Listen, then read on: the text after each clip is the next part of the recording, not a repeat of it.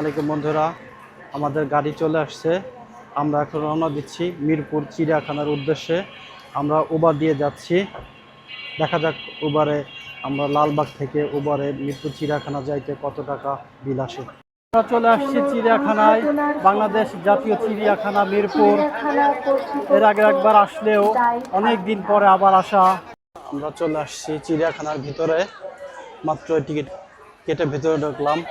টিকিটের ওইখানে অনেক জ্যাম থাকায় বা অনেক ভিড় থাকায় টিকিট কাটার ভিডিওটা আপনাদের দিতে পারলাম না। এই দেখতে পাচ্ছেন এইখানে মেইন ফটক দিয়ে মেইন ফটকের ডান পাশ দিয়ে ঢোকার গেট। টিকিট পার হেড 50 টাকা করে। 2 বছরের ঊর্ধ্বে সকল বাচ্চাদেরও টিকিট লাগবে। যাই হোক, সবাই টিকিট কেটেই ঢুকবেন, কারণ এইখানে টিকিট ছাড়া কেউ ঢোকার চেষ্টা করবেন না। অবশ্য ঢুকতে হয়তো পারবেন না, স্বাভাবিকভাবে আপনি আটকে যাবেন ঢুকতে গেলে। গেটে চেকার থাকে। আর এটা একটা জাতীয় সম্পদ রক্ষা করার দায়িত্ব আমার আপনার সকলের। তো ঢুকতেই এত সুন্দর একটা ঘ্রাণ, আসলে বলার মতো না। এর একবার আসছি, সেই আমার শিক্ষা হয়ে গেছে ভিতরে কিরকম। তবুও এখানে যেহেতু বিভিন্ন প্রকার পশু পাখি দেখা যায়, বাচ্চাদের নিয়ে আপনারা সবাই আসবেন। বাচ্চাদের দেখা উচিত। এইগুলা বইতে পড়ে আর কতটুকু শিখবে, যখন ফিজিক্যালি দেখাবেন তখন ওরও ভালো লাগবে এবং জিনিসটা ওর মাথায় গেঁথে যাবে। বন্ধুরা, এইটা কি পাখি এটা দেখে চিনতে পারতেছি না, হয়তো বইতেও কখনো দেখি নাই। এটা কি পাখি হতে পারে, আপনারা কেউ জানলে কমেন্টে জানান এটা কি পাখি। আর একটু ক্লোজ শট নেওয়ার চেষ্টা করতেছি। বসে নেট দেওয়া তো খুব ভালো বোঝা যাবে না, যতটুকু বোঝা যায় আর কি।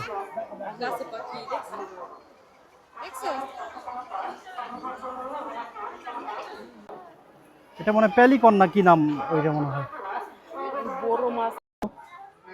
সজরের এখানে চলে আসছি, তো এখানে একটা বিশ্রী গন্ধ রে ভাই। আমরা এখন বাঘ মামার চেম্বারে বাঘ মামাকে দেখতে আসছি। তো দুঃখের বিষয়, বাঘ মামা এখন ঘুমিয়ে আছে, তাকে কোনোভাবে ডিস্টার্ব করা যাবে না। তো দূর থেকে যতটুকু পারি তাকে দেখার চেষ্টা করি। এই যে আর একটা বাঘ মামা, এইটা অবশ্য জেগে আছে। এইখানে 2টা বাঘ, একটা এই পাশে বসে আছে, আর একটা ওই পাশে মনে হয় গোসল করার জন্য সুইমিং পুল টাইপের কিছু একটা বানিয়ে দেওয়া ওইখানে আছে। দেখতে পাচ্ছেন এই যে বাঘ দেখা যাচ্ছে।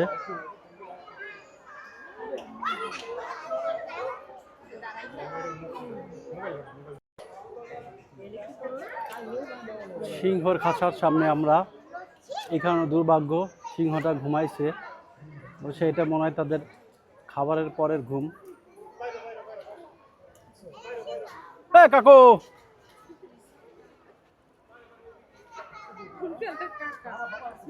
আমরা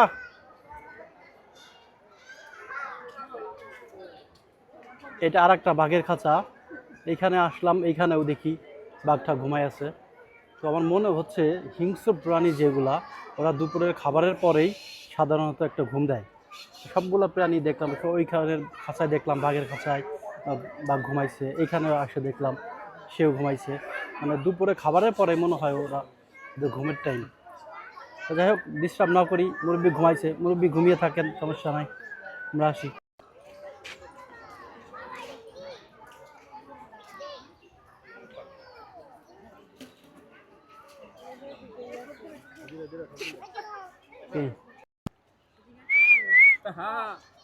বাহ, কত সুন্দর বন্ধুরা।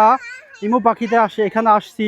ইমো শুধু আমরা মোবাইলে কেউ ইমো চালে রিংটোন দিলেই বুঝি যে স্বামী বিদেশ। তো স্বামী বিদেশ শুধু ইমো চালায় না, ইমো পাখিও আছে। তো কত সুন্দর, এটার জন্য এক অন্যরকম অনুভূতি। ওকে খাবার দিচ্ছি আর ও খেয়ে নিচ্ছে। বন্ধুরা, ওকে আমরা বাদাম খাওয়াচ্ছি, তো অন্যরকম একটা ভালো লাগা কাজ করতেছে। তাই না দেখে ভোদর নাচে, ওরে ভোদর ফিরে যা, খোকার নাচন দেখে যা। এই বন্ধুরা, এখানে খোকার নাচন দেখতে পাচ্ছি না, কিন্তু ভোদরের নাচন আমরা দেখতে পাচ্ছি। ভোদর একবার পানিতে নামতেছে, একবার উঠতেছে, পানিতে ডুব দিচ্ছে, আবার উঠতেছে। তো ভালোই লাগতেছে। এই পানির ভিতরে অবশ্য কয়েকটা মাছ ছেড়ে দিলে সুন্দর হতো, বোঝা যাইতো ওদের দৃশ্যটা, ওদের মাছ ধরাটা আসলে কিভাবে মাছ ধরে আর সুন্দরভাবে দেখতে পারতাম। একটা কথা প্রচলিত আছে, শকুনের দোয়ায় গরু মরে না। এখানে তো দেখি শকুনটাই মরে রয়েছে, কি মরা নাকি বুঝতে পারতেছি না, নাকি খাবারের পর সে ভাত ঘুম দিয়েছে। তো আমার মনে হয় খাবারের পর ভাত ঘুম দিয়েছে। তো আসলাম শকুন দেখতে, শকুনের কোনো নড়াচড়া নাই, বিচরণ নাই, দেখে খুব খারাপ লাগতেছে। যাই হোক, সে ঘুমাচ্ছে বুঝতে পারতেছি। উপরে আরেকটা শকুন আছে, এটা আমরা আগে তো খেয়ালই করি নাই। এই যে আরেকটা শকুন, ও হো, চরম একটা মুহূর্ত ধরা পড়লো বন্ধুরা ক্যামেরায়। আপনারা বুঝতে পারলে কমেন্টে জানায়েন। বন্ধুরা, আগেই বলেছিলাম আমি কেন এখানে আসতে চাই না। তো এখানে এসে আমরা মাত্র মনে হয় আধা ঘন্টাও হয় নাই আসছি, ভিতরে ঢুকছি, তার মাঝেই আমাদের সকলেরই হাতে পায়ে ব্যথা শুরু হয়ে গেছে, মানে হাঁটতে হাঁটতে। এখানে অবশ্য অনেক হাঁটা লাগে, তো এই জন্য আর কি আমি এটা অ্যাভয়েড করি। সে 2012 সালে আসার পরে এই পর্যন্ত আর আসি নাই। তো কয়েকবার আসার কথা উঠলেও আমার এই হাঁটার কথা মনে পড়লে আর ভাল লাগে না। তো যাই হোক, বিভিন্ন জায়গায় আমরা ঘুরতে যাই, ট্রেকিং করি বা ইয়া করি, তখন এতটা খারাপ লাগে না বা এতটা ফিল করি না। অবশ্য তখন একটা উদ্দেশ্য থাকে, আসছি আমরা কষ্ট করতে, আসছি আমরা ট্রেকিং করতে। ট্রেকিং মানেই কষ্ট, হাঁটাহাঁটি, বন জঙ্গল, ঘোরাঘুরি। তো ওইখানে মাইন্ড সেট আপ বেসিক্যালি। তো এখানে মাইন্ড সেট আপটাই থাকে আমাদের কষ্ট করতে হবে। আর এখানে আসছি আরামে ঘুরবো ফিরবো দেখবো। তো যাই হোক, প্রকৃতির স্বাদ নিতে গেলে প্রকৃতির কাছাকাছি যেতে হবে, তাছাড়া প্রকৃতির স্বাদ পাওয়া যায় না। ঘুরতে ঘুরতে আমরা চলে আসলাম। সামনাসামনি গন্ডার দেখে বুঝতে পারলাম মানুষ কেন বলে গন্ডারের চামড়া। তোর ভিতরে কিছু ঢুকে না। তা আসলে এই গন্ডারের চামড়া যে এত মোটা, সামনাসামনি না দেখলে বুঝতে পারতাম না, দেখেই বুঝতে পারলাম যে আসলে গন্ডারের চামড়া আসলেই অনেক মোটা। এই জন্য একটা কথা প্রচলিত আছে, গন্ডারের চামড়ায় আজকে সুরসুরি দিলে নাকি সে 7 দিন পরে টের পায়। তো জানি না সত্যি না মিথ্যা প্রবাদ বাক্যটা। তো বন্ধুরা, আপনারা যদি কেউ জেনে থাকেন যে এই প্রবাদ বাক্যটা সত্যি না মিথ্যা, আপনারা আমাকে জানাবেন প্লিজ। বন্ধুরা, আপনারা কি কখনো হাতির ব্যায়াম করা দেখেছেন? মনে হয় না দেখেছেন। দেখে নিন, ভিডিওটা ভালো করে লক্ষ্য করুন। হাতি ব্যায়াম করতেছে, একবার সামনে যাচ্ছে একবার পিছনে যাচ্ছে। মনে হয় না ওর এই এরিয়াতে ওর ভালো লাগতেছে, তাই হয়তো সে একটু পাইচারি করতেছে আর কি। আবার এমনও হতে পারে হাতির হয়তো বদহজম হয়েছে, এই জন্য হাঁটাহাঁটি করতেছে, গ্যাস হয়েছে পেটে, হইতেও পারে, বলা যায় না। একটা কুমিরের কঙ্কাল, কঙ্কাল না ঠিক, একটা কুমিরকেই, মৃত কুমিরকে প্রিজার্ভ করে রাখছে। এখানে আরেকটা কুমির দেখতে পাচ্ছি। এটা অনেকগুলো প্রাণী সংরক্ষণ করে রাখা, বা সহজ কথায় বললে মমি করে রাখা। এখানে দেখতে পাচ্ছি অনেকগুলো প্রাণী মমি করে রাখা। বলি না, গন্ডারের চামড়া আসলে এমনি এমনি বলে না মানুষ, দেখেছেন? গন্ডারের জিনিস সেটাও কত বড়।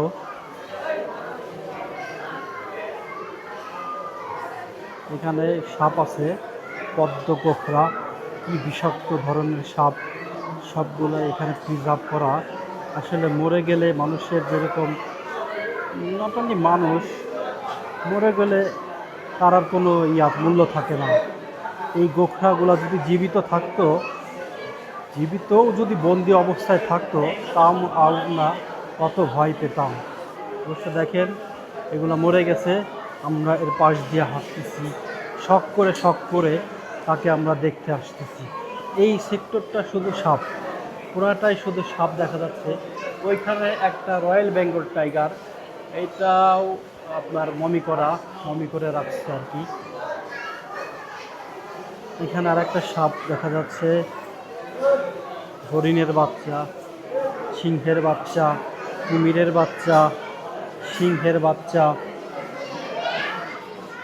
শিবপাঞ্জির বাচ্চা। দেখছেন বন্ধুরা, শিবপাঞ্জি বাচ্চাগুলো জন্ম থেকে শরীরে পশম নিয়ে জন্ম নেয়। এখানে একটা কাঁকড়া দেখা যাচ্ছে, অনেক বড় কাঁকড়া, এটাই মনে হয় সবচেয়ে বড় কাঁকড়া। ভল্লুক বিড়াল, মানে ভল্লুকের মতোই কিন্তু বিড়াল টাইপের একটা প্রাণী।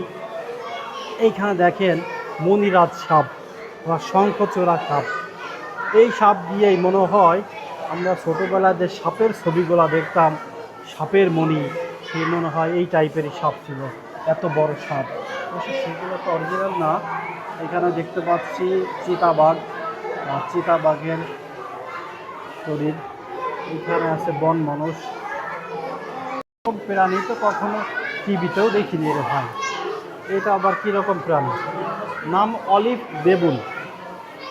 তো অলিভ নাম হওয়ার কারণ কি? অলিভ মানে তো আমরা বুঝি, আমরা যে অলিভ খাই বা অলিভ অয়েল যেটা ব্যবহার করি সেটা। যে বেবুন ওরাও কি অলিভ খায় বা অলিভের খুব পছন্দ কিনা আমার জানা নাই, জানলে জানাই। পেয়ে গেছি উল্লুকের বাচ্চা। একটা আমরা কথায় কথায় যেরকম গালি দিতাম, কি একটা উল্লুক, তো সেই উল্লুক পেয়ে গেছি। উল্লুকের বাচ্চা মন করে রাখা। দেখতে পাচ্ছেন অজগরের ডিম। অজগর সাপ দেখেছি, কিন্তু অজগরের ডিম কখনো দেখি নাই। বন্ধুরা, আর একটা চমক আছে। সম্ভবত আমি যেটা ধারণা করছি এটা হয়তো সেটাই। তো এই পাশ থেকে আগে দেখি, আপনারা জাস্ট একটু ফলো করেন যে চামড়া মনে হচ্ছে এটা কোনো কিছুর চামড়া। এটা থিকনেসটা জাস্ট দেখেন, এটা আসে ঠিকই আছে, যা মনে করছি তাই। এটা জলহস্তির চামড়া। অবশ্য আমি প্রথমে এটা জলহস্ত ভাবি নাই, আমি ভাবছিলাম যে এটা গন্ডার জাতীয় কিছু চামড়া। তার চামড়ার থিকনেস দেখে, চামড়া এতটা মোটা, তা দেখে আমার আইডিয়ায় আসছে যে এটা গন্ডারের চামড়া। তো যাই হোক, এটা গন্ডারের চামড়া না, এটা জলহস্তির চামড়া। অবশ্য দুইটা প্রাণী মোটামুটি প্রায় একই ধাঁচের, চামড়া অনেক মোটা। আমাদের যেরকম কিছু মানুষ থাকে না, যা কিছু বলি যা কিছু করি তাদের কোনো গায়ে লাগে না, এটাই মনে করেন এরকম। পেয়ে গেলাম বন্ধুরা, দেখতে দেখতে পেয়ে গেলাম। ওইটা তখন দেখলাম আমরা জলহস্তির চামড়া। এখন খুঁজতে খুঁজতে, অবশ্য আমি খুঁজতেই ছিলাম এটা, যে জলহস্তির চামড়া তো দেখলাম, কিন্তু গন্ডারের চামড়া তো দেখলাম না। আমরা যে কথায় কথায় বকা দেই, এটা হচ্ছিল গন্ডারের চামড়া। এই যে দেখেন বন্ধুরা, এই যে গন্ডারের চামড়া। তো চামড়ার থিকনেসটা অবশ্য এই সাইড থেকে দেখতে হবে। এই সাইড থেকে দেখলে চামড়ার থিকনেসটা বুঝতে পারবেন। এই দেখেন গন্ডারের চামড়া। চিড়িয়াখানার অভ্যন্তরেই ভিতরে ছোট্ট একটা মিউজিয়ামের ব্যবস্থা করা হয়েছে। এই মিউজিয়াম থেকে আমরা ঘুরে আসলাম, ভিতর থেকে দেখে আসলাম। কি কি দেখতে পেলাম সেটা অবশ্য আপনাদের দেখিয়ে দিয়েছি। বন্ধুরা, এখন আমরা এখান থেকে বের হয়ে যাচ্ছি, মিউজিয়াম থেকে বের হয়ে যাচ্ছি। এখানে মিউজিয়ামের প্রবেশ মূল্য 10 টাকা, প্রতি 10 টাকা। এখানে 2 বছরের উপরের বাচ্চাদেরও টিকিট নিতে হবে, তাই আপনারা টিকিট নিতে কেউ ভুলবেন না। ঘুরতে ঘুরতে আমরা চলে এলাম গাধার বাচ্চা গাধার সামনে। এই তো সেই গাধা, বন্ধুরা দেখতে পাচ্ছেন, এই যে গাধা, বুঝছেন। আমরা চলে আসছি চোরের মার বড় গলা সেই জিরাফের সামনে। জি বন্ধুরা, হয়তো ওর বাচ্চা চোর ছিল, এই জন্য ওর গলা বড় হয়ে গেছে। বলি না চোরের মার বড় গলা, তো সেই বড় গলার অধিকারী জিরাফের সামনে আমরা চলে আসছি। বন্ধুরা, এটাকেও অন্যভাবে নিন না, প্রাণীকে কোনো ব্যঙ্গ করতেছি না, জাস্ট একটু মজার ছলে বললাম আর কি। এত বড় গলা, মানে এর বিশেষত্বই এই গলার জন্য। এই গলাটা এত লম্বা, তো দেখতে সুন্দর লাগে, দেখতে অবশ্যই ভালো লাগে। অনেক আনকমন একটা প্রাণী। সবচেয়ে বড় প্রজাতির জিরাফ মনে হয় এটাই। হ্যাঁ, চিন্তা করা যায়, মনে হয় প্রায় 2 তলা বিল্ডিংয়ের সমান হবে।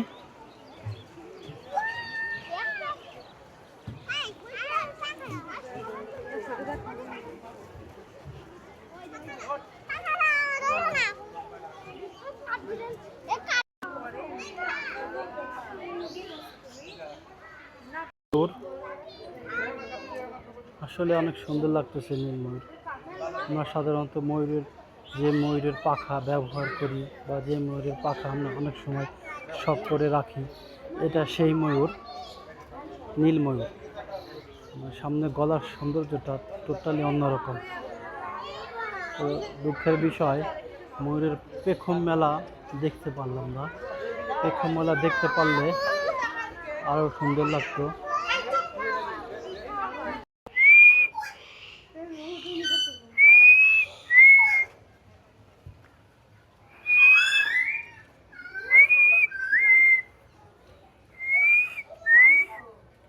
বন্ধুরা, আমরা এখন ময়নার খাঁচার সামনে। অবশ্যই খাঁচা অনেক ঘন ঘন হওয়ায় আমরা পাখিটাকে স্পষ্ট ক্যামেরায় দেখাতে পাচ্ছি না। তো এক অন্যরকম অনুভূতি। এখানে এসে শীষ দিচ্ছি আর ও শীষের রিপ্লাই দিচ্ছে, এবং আর একটা কী যেন কথা বলতেছে, সেটা আমরা এখানে যেহেতু ওর ভাষার সাথে পরিচিত না, এই জন্য বুঝতে পারতেছি না। তো আমরা তো সবাই জানি ময়না কথা বলে, স্বাভাবিকভাবেই মানুষের মতো কথা বলে। মিঠু বা কি এই জাতীয় কিছু একটা বলতেছে।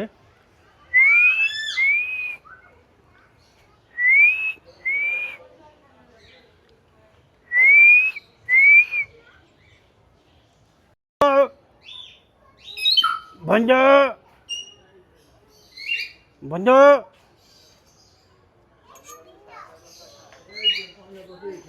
বন্ধু,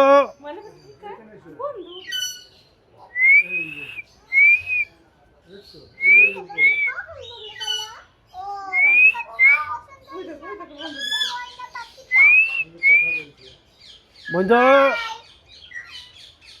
বন্ধু, বন্ধু। বন্ধুরা, হাঁটতে হাঁটতে খুব ক্লান্ত, একেবারে ক্লান্ত হয়ে গেছি। অবশ্য আমাদের ভ্রমণও প্রায় শেষের পর্যায়ে, শেষের পর্যায়ে। আর দুই একটা স্পট, বা দু একটা স্পট না, ঠিক দু একটা প্রাণী দেখব।